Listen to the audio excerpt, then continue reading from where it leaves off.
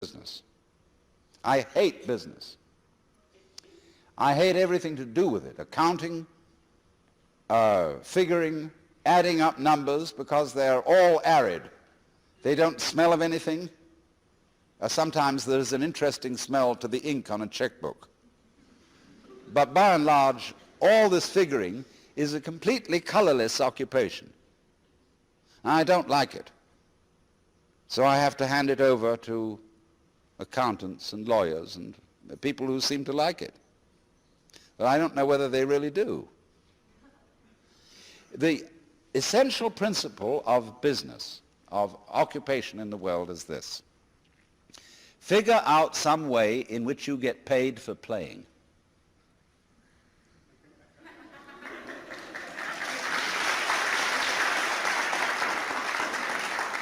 When I was quite young, I forget the exact age, I made a solemn vow, which was that I would never accept a job. I would always be my own employer. And curiously, there are very few roles in life which provide this possibility. The successful artist, writer, and sometimes musician, sometimes the independent consultant can occupy this role. I mean, he may be a scientific consultant. But by and large, almost everybody seems to be compelled to take a job with a corporation. It's very difficult indeed these days to run a small business where you're your own boss, because you have to employ an enormous staff of people to keep track of the paperwork. I know a person, for example, who has a farm where he raises avocados. And the Department of Commerce visited him with a stack of forms this thick, which he had to fill in. Well, he got tough and said, I haven't the faintest idea what to fill into these forms. And he said to the agent of the Department of Commerce, you fill them in. And he made that man sit down and go through the whole procedure of filling in these forms. Because he said, I don't have the time. I'm raising avocados. That's my business. And as to all this paperwork, well, to hell with it. And the same situation prevails not only in business, but also in the university and in the hospital. One of my favorite doctors told me the other day that he spends only 1/3 of his working hours practicing medicine.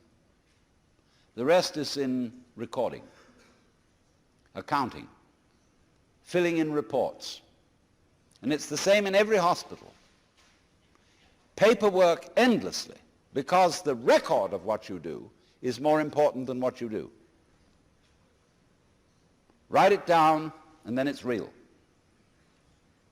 And so for the same reason, a lot of people don't believe they exist until they see their activities reported in the newspaper. A lot of juvenile delinquents commit crimes just to get attention. They'll get recorded. It's like you go to a party, you know, it's a picnic on the beach, and it's great fun. And somebody says, what a shame it is that nobody has a camera. Well, now, I should talk, because at this moment we're recording what's going on, both on tape recorder and on TV. And remember that it takes as long to view it or to listen to it as it does to do it. And who's going to listen to all this over and over again? So there's something fundamentally wrong here, and which the businessman of all people needs to understand. What the businessman needs to know, equally, what the army officer needs to know, is the same. What do you really want? I have proposed that there be an entirely new kind of college entrance examination. in which instead of answering a lot of silly questions, you write for about 20 pages on your idea of paradise. It can be any kind of paradise you want. It can be very spiritual, it can be very sensuous. But spell it out. What do you want to happen in life? And then you will hand this thesis in to an assigned tutor on the faculty. And he'll read it over and examine you closely as to whether this is what you really want. Do you realize, for example, what goes with the things you say you desire? I mean, for example, you want to marry a certain kind of beautiful woman, and you specify in your paper the characteristics she should have. But, says the tutor, you said absolutely nothing about her mother. Because every girl goes with a mother. I mean, unless she's an orphan. And you must also specify what kind of mother-in-law you want.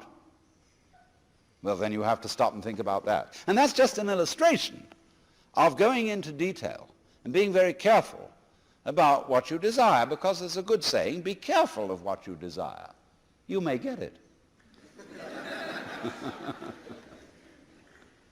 So this is the problem of thinking out carefully where it is that you want to go. Now let's take the war in Vietnam, which is supposed to be concluded. What on earth was it all about?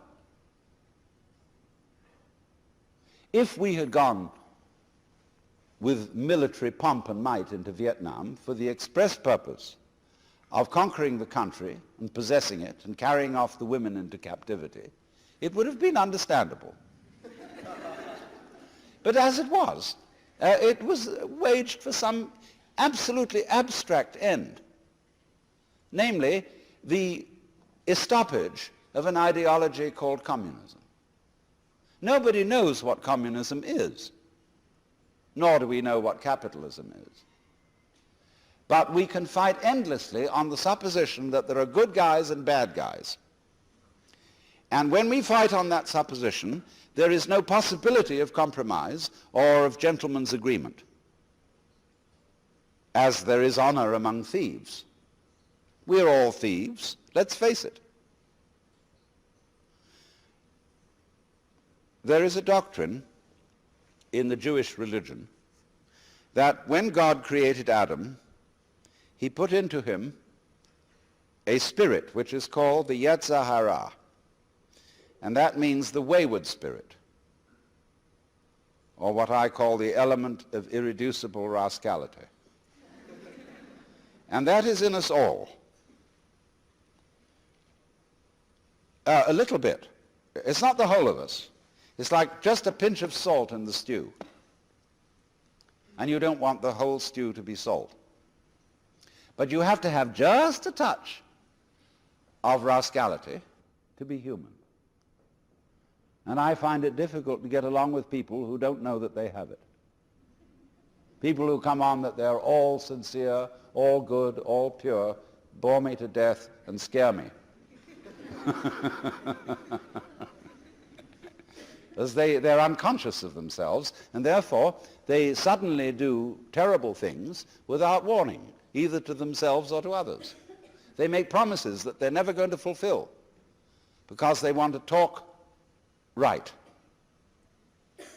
And so if I do business with someone who is not really aware that he's a rascal, I know he's impossible to do business with. He'll suddenly cheat me completely. But if I'm aware that he's a bit of a shyster, I feel comfortable. And I let him know that I am too. Then we're human. Then we can let our hair down. Then we can say, look, let's work this out. This is what I want. And I know what you want. And if we can get that clear, we can work out a reasonable agreement. We can compromise. We have a little play of give and take. But if you don't have that, you're absolutely snarled. Now look at it this way. You can't operate business nowadays without a whole team of lawyers. And what is the function of lawyers? They're to write down the rules of the game so that we have what is called the rule of law. A lot of people talk today about law and order and how it's got to be upheld. Now, what does that actually mean? It means that all organizations, business corporations, bureaucratic government corporations, even churches, are going by the book. They are operating according to a manual. And in many corporations, individuals have constantly to consult some sort of manual to know what they should do, instead of using their own good sense. This doesn't work.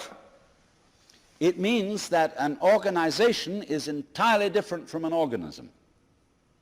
You, each one of you, are an organism. A very, very complicated organism, which your nervous system facilitates, let's use that nasty word. And you don't know how you do it. You couldn't begin to describe how your nervous system works. And even neurologists don't know how it works. And yet it works reasonably well. Because your brain can handle an unknown number of variables.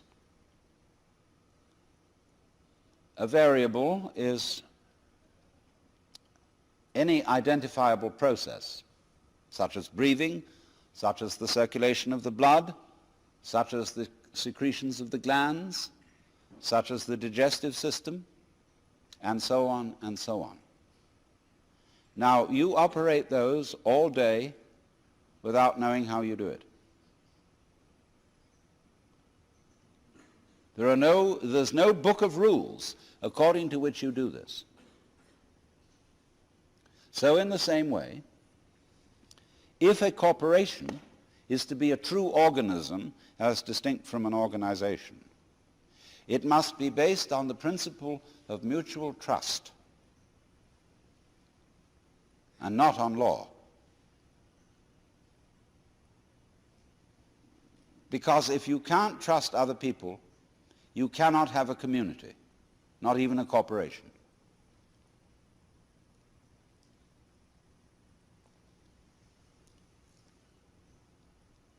It's risky, very risky to trust other people, because they may let you down.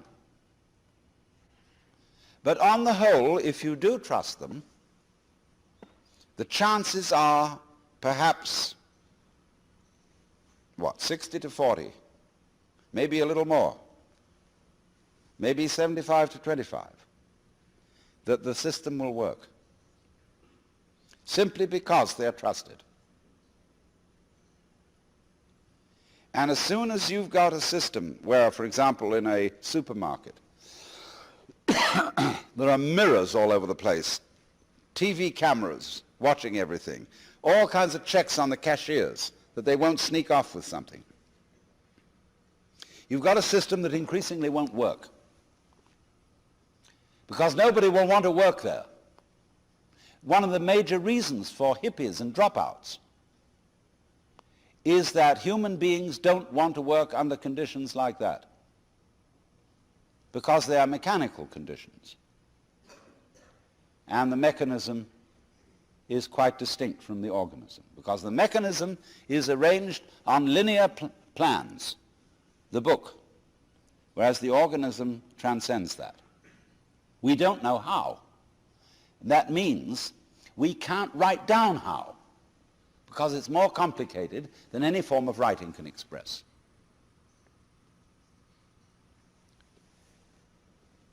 Now, the computer speeds up linear calculation to a terrific extent, but it still comes nowhere near the capacity of the human brain.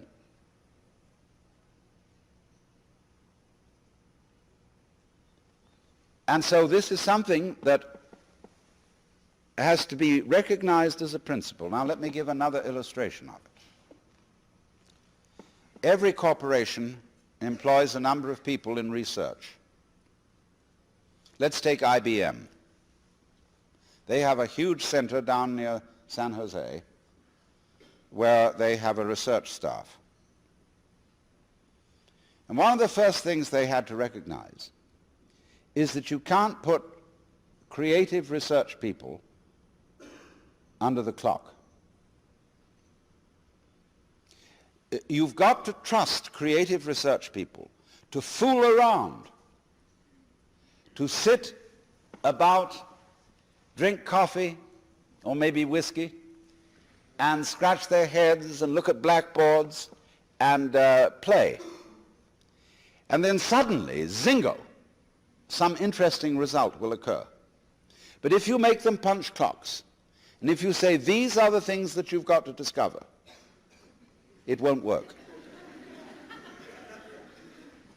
So the corporation has to make an act of faith in its research personnel. It has to say, we recognize you have an amazing gift called brains. We don't know what these are, but it seems that in the past you've been fruitful. And so we're going to employ you to do your thing, whatever that happens to be. And we'll make an act of faith in you. And invariably, if they make that act of faith, it will work. Some fantastic idea will come out. Not perhaps the idea you expected. In fact, it may not even apply to your particular business. But you could always sell it to somebody else. Now then, let me go. This is a fundamental principle. There cannot be community, there cannot be cooperation, and therefore there cannot be commerce, which really, broken down, means being merciful to each other. There cannot be commerce without mutual trust. I mean, there are even insurance companies called mutual trust. But it just can't happen. The society at the moment is mutual mistrust. And therefore it becomes increasingly difficult to do anything. Business is inhibited by the lack of free enterprise. Well, that sounds very right-wing. But actually fascist states, corporate states, totalitarian states are utterly against free enterprise. So let's push this a little further. St. Paul said that the laborer is worthy of his hire.